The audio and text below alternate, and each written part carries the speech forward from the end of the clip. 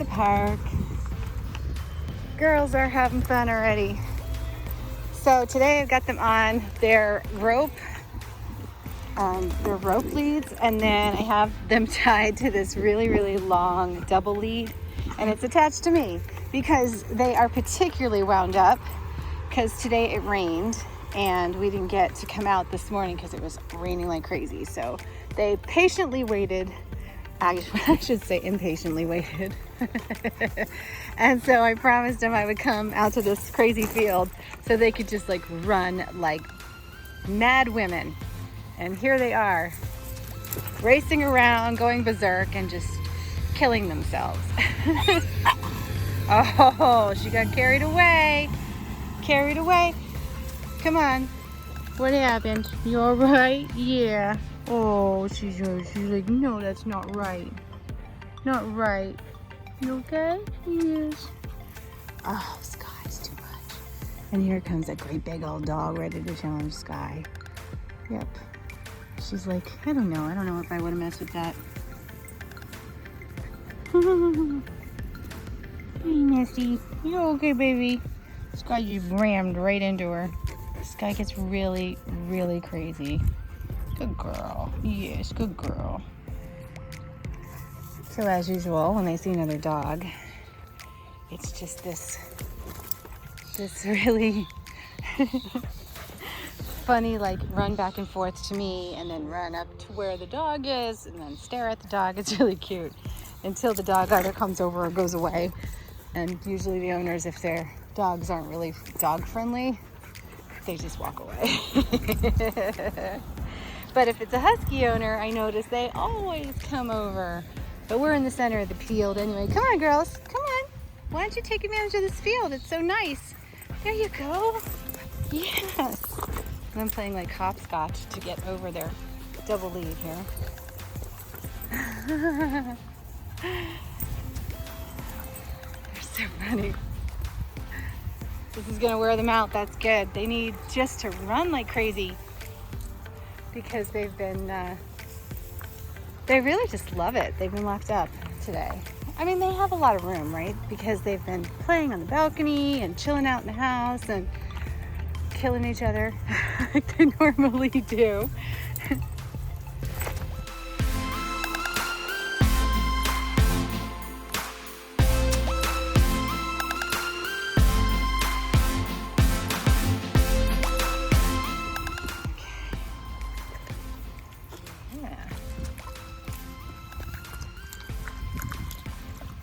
Yeah. Yeah.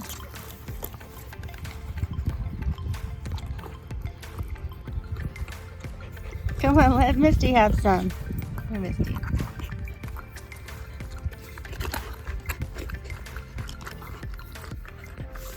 Yeah. Mm. Here you go. Good girl. Nice and cold. I keep this in the fridge. Ah! She's too much. I keep this in the fridge. Wait till your turn. Wait till your turn. Sit. Sit. Sky, sit. Good girl.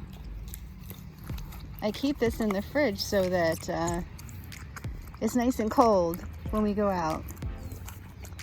And it's just a little water bottle that when you tilt it, it distributes a bunch of water. Come on, give some to Misty. They're so funny. Sky, stop. Stop, sit, sit, leave it. There you go, Misty. Oh, she's incorrigible. Don't fight it.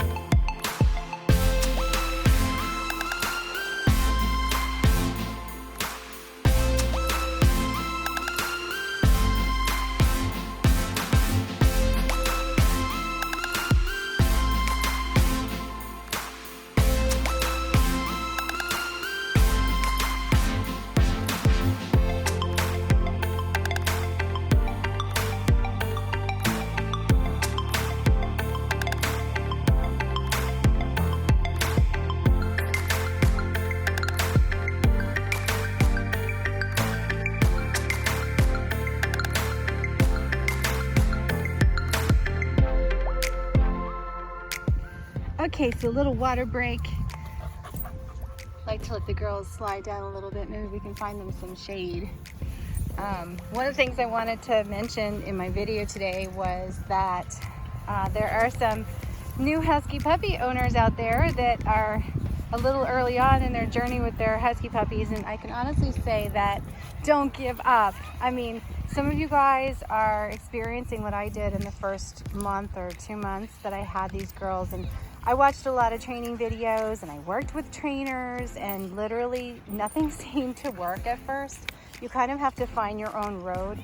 I can honestly say that I thought I was so super prepared, and then all of a sudden I got these two amazing dogs, but they can be really out of control, and they have a lot of energy. So you have to kind of watch them closely and just kind of think about what it is that they enjoy and what they react the best to. So if there's certain treats that they like, if there's certain things like toys that they like, if there's ways that you can keep them active and engaged, that's the best thing for you to get the attention of your puppy and build that nice bond so that they start listening to you. And in the beginning, they don't always listen to you. They can be really stubborn. They can just sometimes be extraordinarily like their just ears don't work at all, right? And just ignore you entirely, or just be so difficult. But if you know what they like and know what they respond to, you'll start to see a difference. But sometimes it takes a little while. Like, I noticed that all the training in the world, I got them to sit, I got them to lay down for treats and to do those things. But the reality of it was, let me get her away from this hole. Come here, baby. Sky, come here. Come here. Come on. Come on. The reality was that at the end of the day, she had to really kind of click with me, and that happened on the walks. Like going for car rides and just kind of spending a lot more time. Not necessarily, like a lot of people say they have to sleep in your bed, but I didn't really do that because I wanted, there's two of them, and I wanted them to get used to their crates, and I wanted them to have that sense of security in their crates. Plus they were very bitey, and they had these moments where they wanted to rip things up if they didn't have some kind of really good chew stick, or maybe ice, or some kind of frozen treat to gnaw on. So I definitely didn't want them destroying my bedroom. I wanted them crate worthy, and that's really worked out by investing that time in them and just not having them in my bed. There's plenty of time for that anyway. When they're older and they're around the house, it's kind of, if you want them in their room, it's organic. They will definitely follow you into your room, so you don't have to worry about doing that now. I think it's so much better to crate train and make the crate a really positive little home for them, where they can just enjoy being there and have their moments, like their moments alone. A big thing that happened even today, and it happens every day, is once the dogs are up, exercised, and doing all kinds of activities in the morning, they reach a point where they get overtired, and they do not put themselves to bed, just so you know. They don't know that they're overtired. You'll just notice that maybe your dog will get a little snippy, or she'll be grumpy, or she'll get whiny. They kind of do it in different ways. But with Sky, she gets more bitey, and she starts just, when Misty comes over to play with her, she'll start biting at her. And you'll hear the growling and the snarling and stuff. And that's when you know they need time alone in their crates. They just need that time. So I've gotten used to it, like maybe after about 20-30 minutes of play, sometimes longer if their food was involved and stuff like that. Once they're kind of at this point where one's playing harder than the other, you see one laying down, or you see your puppy laying down, that's when you just want to give them that quiet, cool place to stay, and that's what the crate is great for. Give them a treat that's long lasting, or something frozen, and just give them that time, that space. Once you leave the room, they actually settle a lot better than if you're sitting in the room. That's what's worked for me. Again, I don't want to say it's going to work for every puppy, but if you give it time, it probably will. That's because it's worked with both of these dogs. And Misty was a lot whinier and really hard to train, where Sky really didn't mind her crate. She liked her crate right from the start. I think the most important thing for me to express to any puppy owner, no matter what, is you got the dog because you really wanted a great pal, a great friend, a playmate, you know, you wanted some company. And puppy time, it has its advantages and disadvantages. The advantages are that you get to train the dog yourself and that you really, really know your dog. You kind of get a clean slate, and keep in mind that they have their own personalities.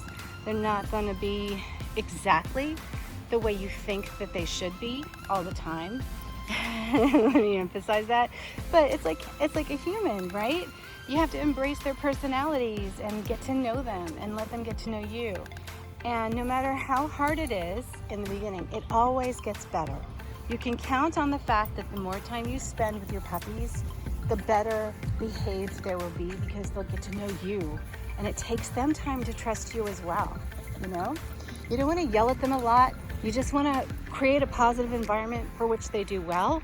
So if you find yourself yelling at your puppy, you need to figure out who they are and what they like and what they want to do and what they don't like. And that way you always have them in situations where they can succeed. And that's just kind of like a toddler, right? I mean, if they're crying, there's something wrong. There's something that you're not doing that you've got to figure out. It's the same with these dogs. You really it's all on your shoulders. But if you don't want that responsibility, then a puppy is not for you. But before you rehome your dog, just think about how great they're gonna be once you put the time and energy into your dog. You're gonna get the pal that you really wanted, and there's gotta be a reason why you wanted this dog to begin with. So just know that it will get better.